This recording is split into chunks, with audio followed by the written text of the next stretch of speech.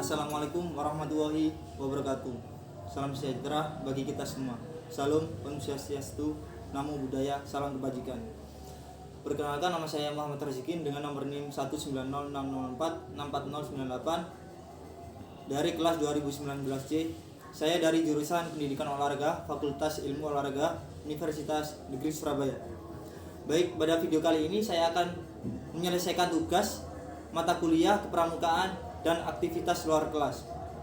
Untuk selanjutnya, video berikut ini saya akan menjelaskan secara singkat secara kepramukaan internasional maupun nasional serta nilai-nilai karakter yang terkandung di dalam kepramukaan tersebut. Kita simak video berikut ini. Untuk yang pertama ialah sejarah kepramukaan internasional atau dunia. Apakah kalian tahu gambar di samping ini siapa? Ya, benar, ia adalah laki-laki tangguh yang bernama Baden-Powell. Beliaulah yang pertama kali mendirikan gerakan pramuka di dunia. Pada tahun 1908, Baden-Powell menulis pengalamannya dengan dibentuklah sebuah buku yang bernama Scouting of Gold, yang di dalamnya berisikan tentang kepramukaan, di mana buku ini menjadi asal mula lahirnya organisasi kepramukaan di dunia. Kemudian pada tahun 1912, atas bantuan adik perempuan beliau yang bernama Agnes, yang mendirikan organisasi kepramukaan untuk wanita dengan nama Girls Guides, yang kemudian diteruskan oleh istrinya.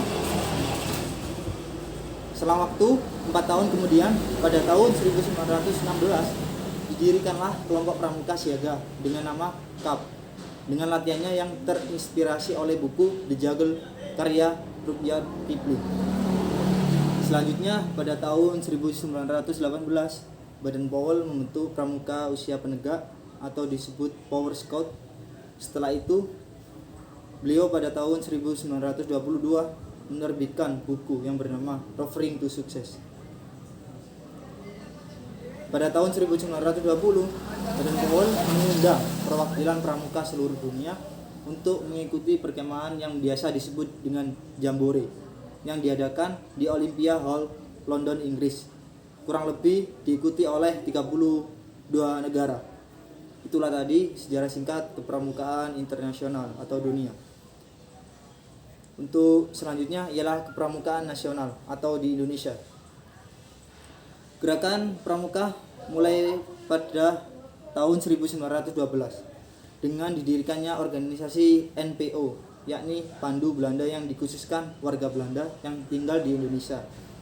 Selanjutnya pada tahun 1916 NPO berubah nama menjadi NIVP, yang artinya Persatuan Pandu-Pandu Hindia Belanda. Melihat menariknya kegiatan kepanduan orang Belanda, maka tokoh-tokoh gerakan nasional Gerakan Indonesia berniat mendirikan Pandu untuk anak Indonesia, dan akhirnya pada tahun 1916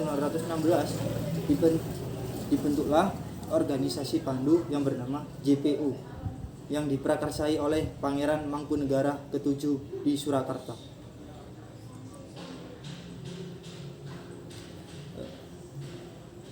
Selanjutnya, Parvindos merupakan sebutan dari pramuka di Indonesia. Sangat banyak bermunculan nama-nama tersebut, dan akhirnya pada tahun 1926 dibentuklah IMPO, yang merupakan wadah persatuan kepanduan Indonesia. Namun, hal demikian, bangsa Belanda mengkhawatirkan atas berkembangnya organisasi kepanduan Indonesia untuk melakukan perlawanan kepada bangsa Belanda. Kemudian bangsa Belanda melarang memakai kata Pathfinder yang dipakai oleh bangsa Indonesia. Merespon larangan kata tersebut, Ki Haji Agus Salim mengusulkan kata Pathfinders diganti dengan Pandu atau kepanduan. Akhirnya pada tanggal 23 Mei 1928 terbentuklah organisasi persaudaraan antara Pandu atau PAPI, dan kemudian berkembang menjadi Badan Pusat Persaudaraan Kepanduan Indonesia atau BPPKI pada bulan April 1938. Pada saat pembacaan proklamasi kemerdekaan Republik Indonesia, Pandu berdiri begitu banyak dari hal-hal tersebut. diadakan Kongres Kesatuan Kepanduan Indonesia tahun 1945 di Surakarta. Dengan hasil pandu rakyat Indonesia, namun keputusan tersebut kurang disepakati, akhirnya dibatalkan. Sekitar tahun 60-an diperkirakan lebih 100 organisasi dengan 3 federasi yang bernama Ikatan Pandu Indonesia Putri. Yang kedua, Persatuan Organisasi Pandu Putri Indonesia, dan yang ketiga ialah Perserikatan Kepanduan Putri Indonesia. Dan Presiden Soekarno turun tangan dengan menerbitkan keputusan Presiden nomor 238 tahun 1961 tentang kepramukaan sebagai satu-satunya organisasi kepanduan di Indonesia. Itulah tadi sejarah singkat pramukaan di Indonesia. Baik, untuk selanjutnya ialah nilai-nilai karakter di dalam kepramukaan. Nilai karakter yang dapat dikembangkan melalui kegiatan kepramukaan ini ialah seperti yang pertama, religius, jujur, toleransi, disiplin, kerja keras, kreatif, mandiri, demokratis, rasa ingin tahu, semangat kebangsaan, cinta tanah air, menghargai prestasi, persahabatan, komunikatif, cinta damai, gemar membaca, peduli lingkungan, peduli sosial, dan bertanggung jawab. Untuk pengaplikasian atau contoh kehidupan sehari-hari ialah berikut, merupakan pengaplikasian dari nilai-nilai karakter pramukaan.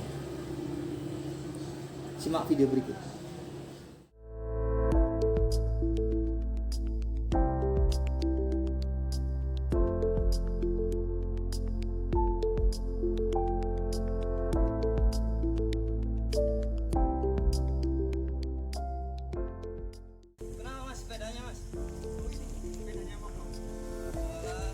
Saya bantu dorong ya.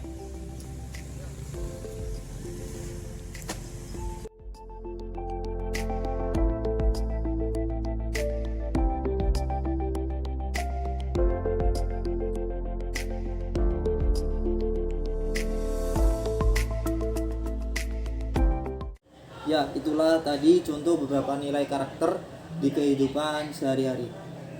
Kurang lebihnya saya mohon maaf. Akhirul kalam. Wassalamualaikum warahmatullahi wabarakatuh.